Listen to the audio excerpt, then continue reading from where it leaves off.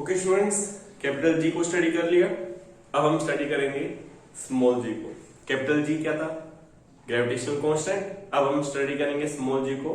Small जी क्या होगा? Gravitational acceleration. So gravitational acceleration, gravitational acceleration.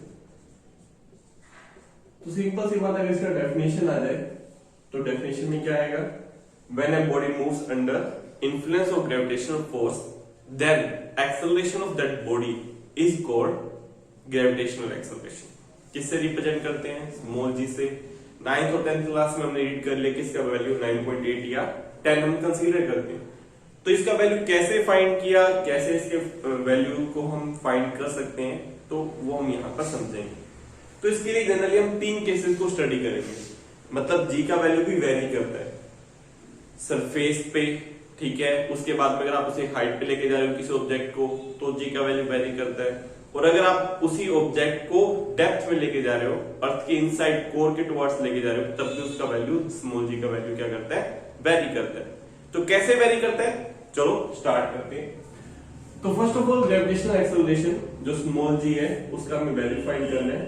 तो पहला हमारे पास पॉइंट होगा ऑन सरफेस। मतलब सरफेस पे कितना होता है, हमें इस पॉइंट को फाइंड करना है। तो सरफेस पर निकालने के लिए हम डायग्राम को ड्रॉ कर लेते हैं। ये हमारे पास में आ गया एक डायग्राम। ये आ गया हमारे पास में क्या? अर्थ। अब अर्थ तो कंप्लीटली डेंसर मीडियम है, मतलब क्या है कि कंप्लीटली फील्ड है, सॉलिड है। तो सॉलिड है तो इसका सेंटर ही आ गया पॉइंट ओ। जब भी हम एक ऑब्जेक्ट की डिस्टेंस से दूसरी ऑब्जेक्ट की डिस्टेंस को कंसीडर करते हैं, तो हमेशा उनके सेंटर ऑफ मास की डिस्टेंस को या सेंटर ऑफ मास की डिस्टेंस को क्या करते हैं? कंसीडर करते हैं या कैलकुलेट करते हैं। यहां पर भी यही होगा कि अगर मैं इसे अर्थ कंसीडर कर रहा हूं तो इसका सेंटर ऑफ मास कहां पर आ गया? ओ पर आ गया। अब जितने भी ऑब्जेक्ट्स के मैं डिस्टेंस को क्या करूंगा, इसके साथ में कैलकुलेट करूंगा, तो वो हमेशा सेंटर ऑफ मास मतलब अर्थ के सेंटर से ही कैलकुलेट करूंगा। मैंने एक ऑब्जेक्ट लिया, ऑब्जेक्ट जिसका मास क्या है? स्मॉल है, और अर्थ का मास मैं कैपिटल एम कंसीडर कर लेता हूं। तो दोनों के बिटवीन, अगर वो ऑब्जेक्ट अर्थ की सरफेस पे है, तो दोनों के बिटवीन डिस्टेंस कितना होगा? 100% कैपिटल आर के इक्वल। कैपिटल आर क्या है बेटा? कैपिटल आर है रेडियस ऑफ द अर्थ, और आप सभी को पता है रेडियस ऑफ द अर्थ कितनी होती है? 6400 किलोमीटर।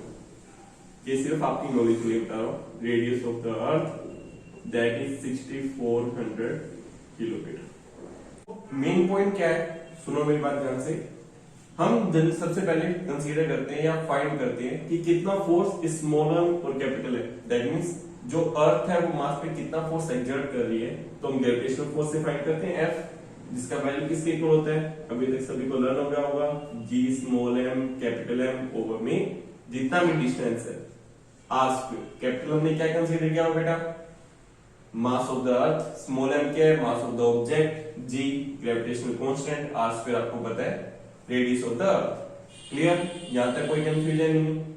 अब बेटा ये तो वो फोर्स है जो अर्थ उस ऑब्जेक्ट पर एक्सर्ट कर रहा है, और कोई भी ऑब्जेक्ट अगर फोर्स को एक्सपीरियंस करता है तो हम उसे कैसे रिप्रेजेंट करते हैं? m इंटू में g से तब रिप्रेजेंट करते हैं जब वो ग्रेविटेशनल फोर्स होता है।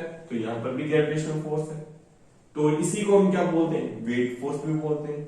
तो F इक्वल्स में mg भी है, और F इक्वल्स में g small m capital M over में r स्क्वायर भी है। अगर मैं इन दोनों को आपस में इक्वल पुट कर दूं तो मेरे पास में आंसर क्या आ जाएगा? Equation number 1, equation number 2 by equation first and second मेरे पास में वैल्यू आ जाएगी g small m capital M over में r square is equals to में m मल्टीप्लाई में g। इस स्मॉल m से स्मॉल m कैंसिल आउट हो जाएगा, और स्मॉल g का वैल्यू आपके पास में किसके इक्वल आ जाएगा? g कैपिटल M ओवर में r स्क्वायर के इक्वल आ जाएगा। दैट मींस के यहां पे दो मीन्स हैं। फर्स्ट मीन्स ग्रेविटेशनल एक्सेलरेशन किसी भी ऑब्जेक्ट के मास से इंडिपेंडेंट रहता है, क्योंकि ऑब्जेक्ट का मास तो कैंसिल आउट हो ही गया।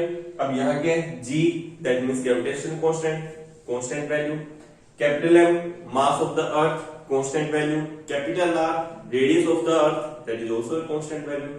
That means ये completely constant है, जी उस ऑब्जेक्ट के मास पर डिपेंड नहीं करती जो ऑब्जेक्ट इस फोर्स को या इस एक्सेलरेशन को एक्सपीरियंस कर रहा है। इसलिए आपने एक YouTube पे वीडियो देखा होगा जिसके अंदर एक हैवी ऑब्जेक्ट और एक लाइट ऑब्जेक्ट दोनों को जब हम फोल्ड करते हैं किसमें, वैक्यूम में, तो वो दोनों अर्थ को ग्राउंड को एक साथ टच करते हैं। तो उसका भी रीजन ये होता है कि सभी ऑब्जेक्ट्स के लिए ग्रेविटेशनल एक्सेलरेशन का वैल्यू क्या होता है, कांस्टेंट होता है। अगर आप यहाँ पे वैल्यूज को पुट करके सोल्व आउट करोगे तो इसका वैल्यू इसके इक्वल आ जाएगा अप्रोक्स 9.8, या इसे जनरली क्या कंसीडर कर लिया जाता है, 10 कंसीडर कर लिया जाता है न्यूमेरिकली। ठीक है, ये तो आ गया हमारी सरफेस पे ग्रेविटेशनल एक्सेलरेशन कितना था। अब यहाँ पे हम डिस्कस करते हैं कि जैसे हम हाइट पे जाते हैं तो क्या ग्रेविटेशनल एक्सेलरेशन में कुछ चेंज आता है, या डेप्थ में जाते हैं तो ग्रेविटेशनल एक्सेलरेशन में क्या चेंज आता है। तो पहले चलते हैं एट एच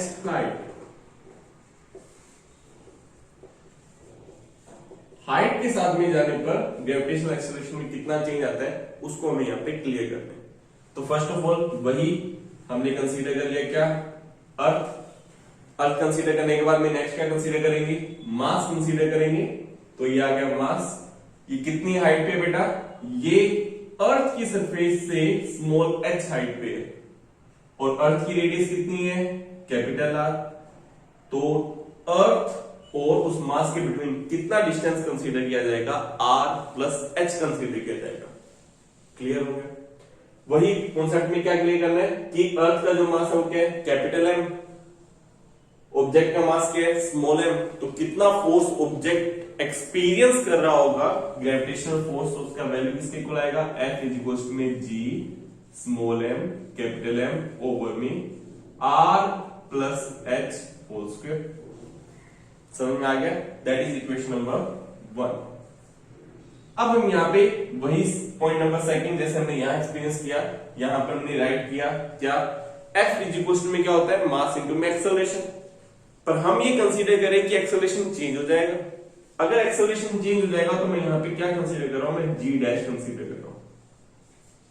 G डैश का वैल्यू फाइंड कर लेते हैं। अगर वो G के इक्वल आ रहा है दैट मींस चेंज नहीं हो रहा, और अगर वो G से चेंज हो रहा है दैट मींस G डैश का वैल्यू या ग्रेविटेशनल एक्सेलरेशन वो हाइट के रिस्पेक्ट क्या हो रहा है, चेंज हो रहा है।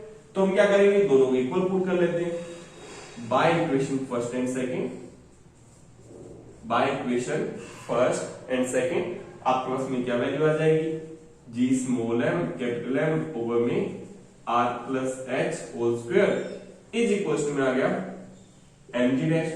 फर्स्ट ऑफ ऑल m से m कैंसिल आउट। यहां से अगर हम g डैश का वैल्यू फाइंड करें तो कैसे फाइंड करेंगे, ये देखो मैंने क्या कर लिया, यहां पर r कॉमन ले लिया, तो r जब कॉमन लूंगा और स्क्वायर से बाहर आएगा तो वैल्यू आएगी gm r square 1 plus h by में r whole square is equal to में g डैश। क्लियर हुआ। अब देखो बेटा gm ओवर में r स्क्वायर का वैल्यू तो किसके इक्वल है, स्मॉल g के इक्वल है। तो मैंने यहां पर तो पुट कर दिया स्मॉल g, और ये जो वैल्यू है इसको मैं बाइनोमियल थ्योरम के अकॉर्डिंग अप साइड लेके जा रहा हूं। कैसे, पहले तो मैं इसे डायरेक्टली अप साइड ले गया, 1 प्लस h बाय में r power -2 is equal to में g डैश। और बाइनोमियल थ्योरम के अकॉर्डिंग मैं इसे अगर सोल्व आउट कर लूंगा तो वैल्यू आ जाएगी g1, ये 2 आ जाएगा मल्टीप्लाई होने के लिए, तो वैल्यू आ जाएगी माइनस में 2h बाय में r इज इक्वल्स टू में g dash.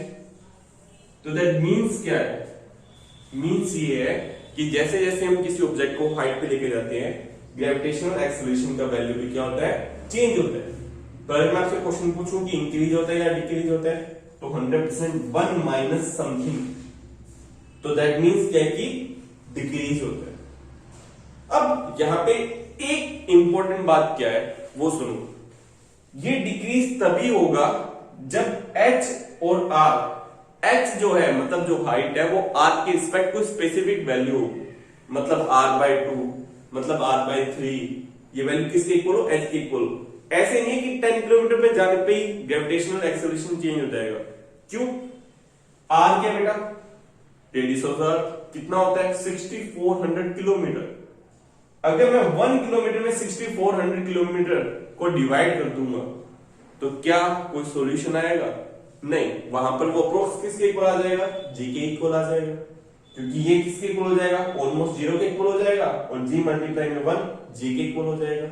That means change होता है पर काफी हाइट पे जाने पर होता है। इतनी बात समझ में आ गई, कोई कंफ्यूजन नहीं है, चलो बहुत बढ़िया।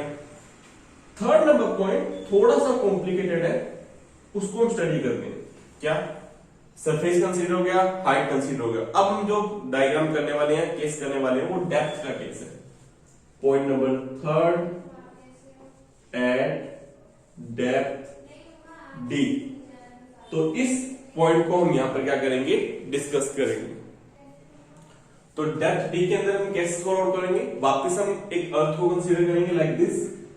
ये हमारे पास में क्या है, ये हमारे पास में अर्थ है। अब मैं थोड़ा डायग्राम बड़ा बनाता हूं क्योंकि यहां पर इस डायग्राम का काफी यूजेज है और डायग्राम से आपको बहुत कुछ समझना भी है। मैंने पहले बताया था थोड़ा सा कॉम्प्लिकेटेड है। तो ये हमारे पास में क्या बेटा, अर्थ है।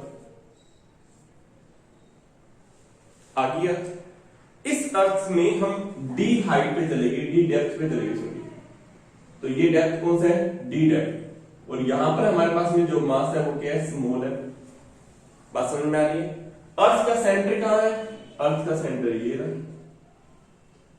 और कंप्लीट रेडियस आपको पता है, ये कंप्लीट रेडियस कितनी होती है, कैपिटल आर। तो कंप्लीट रेडियस है कैपिटल आर। तो ये पॉइंट सबको क्लियर हो गया। अब यहां पे आप एक माइंड में एक चीज सेट करो कि जो अर्थ है वो शेल से मिलकर बनी हुई है।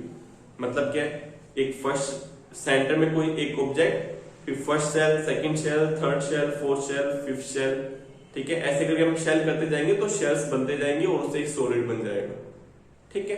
तो यही चीज यहां पर हो सकती है। या फिर आप कंसीडर करो तो सेंटर में, सेंटर के बाद में पहला होलोस्फीयर, वो एक कवर के फॉर्म में आ गया, फिर उसके ऊपर एक और होलोस्फीयर कवर के फॉर्म में आ गया, उसी को हम शेल कंसीडर कर रहे हैं।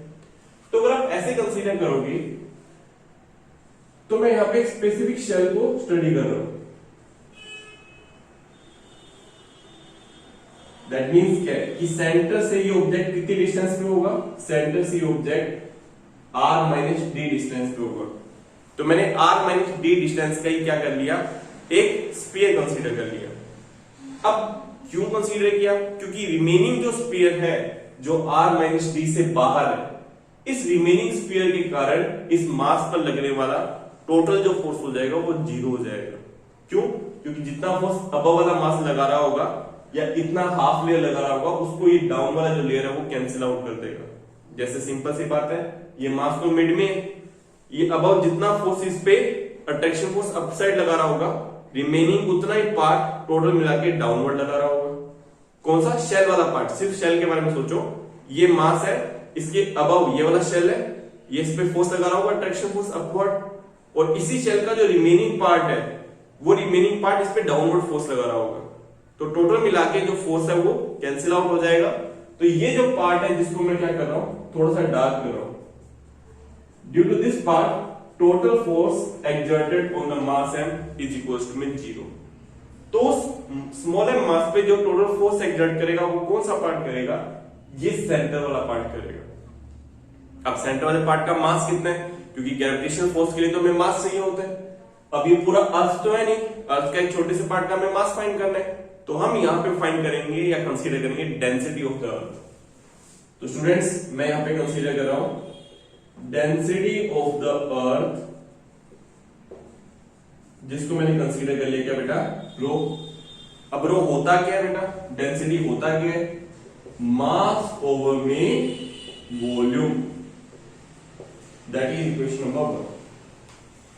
क्लियर। अब एक्चुअली हमारा पहला एम क्या है, हमें इस सेंटर वाले पार्ट का मास फाइंड करना है।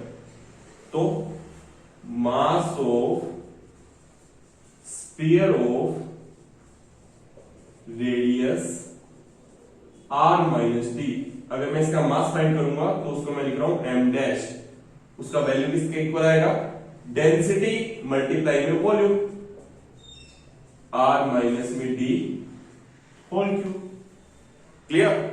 डेंसिटी का वैल्यू यहां से पुट कर दो, क्या आंसर आ जाएगा आपके पास में, m ओवर में 4/3 पाई r क्यूब मल्टीप्लाई में 4/3 पाई r माइनस में डी क्यूब। सोल्व आउट करोगे बेटा तो वैल्यू आ जाएगी m ओवर में r cube r minus D cube, और ये वैल्यू किसका है, m डैश।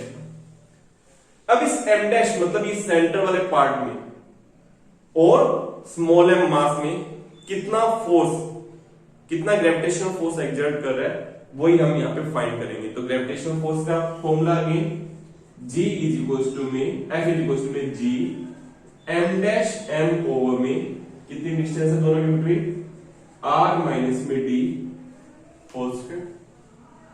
कैसे, मास और अंदर वाला mass that is m dash, और इन दोनों के बिटवीन डिस्टेंस कितनी हुई, r माइनस डी, तो r माइनस डी का होल स्क्वायर। जो वैल्यू आपको पता है उसको पुट कर दो m डैश का वैल्यू, तो क्या वैल्यू आ जाएगी, g m ओवर में r क्यूब r माइनस में d क्यूब ओवर में r माइनस में d का होल स्क्वायर भी है, तो r माइनस में d का होल स्क्वायर, और मल्टीप्लाई में क्या है, स्मॉल m। और अभी तक हम करते क्या रहे, f को mg के इक्वल पुट कर रहे हैं, तो यहां पर भी mg के इक्वल पुट करेंगे, पर mg डैश के इक्वल पुट करेंगे, क्योंकि ग्रेविटेशनल एक्सेलरेशन क्या हो रहा है, चेंज हो रहा है। तो m से m cancel out, g dash का वैल्यू क्या आएगा, बस यही हमारा आंसर है। देखो स्क्वायर से क्यूब पावर 1 बच गया। अब आगे देखो जी एम ओवर में capital R square, G m over में कैपिटल आर स्क्वायर किसमें कन्वर्ट हो जाएगा, स्मॉल जी में, तो यहां आ गया स्मॉल जी अपॉन में आर बचा हुआ है, और इस साइड में क्या बच गया, R minus d. Solve out करोगे तो आंसर क्या आ जाएगा, जी 1 माइनस डी बाई में आर। मतलब with respect to depth the value of gravitational constant also decreases. जैसे जैसे आप डेप्थ को इंक्रीज करते जाओगे वैसे वैसे ग्रेविटेशनल एक्सेलरेशन है वो भी क्या हो जाएगा, डिक्रीज होता जाएगा। तो बेटा ये हो गया सरफेस पे, देन हाइट पे, और देन डेप्थ पे। तो ये तीनों आपकी किसके लिए इंपॉर्टेंट है, एग्जाम के लिए इंपॉर्टेंट है। ठीक है बेटा, इसके बाद में हम जो नेक्स्ट स्टडी करेंगे that is gravitational potential energy.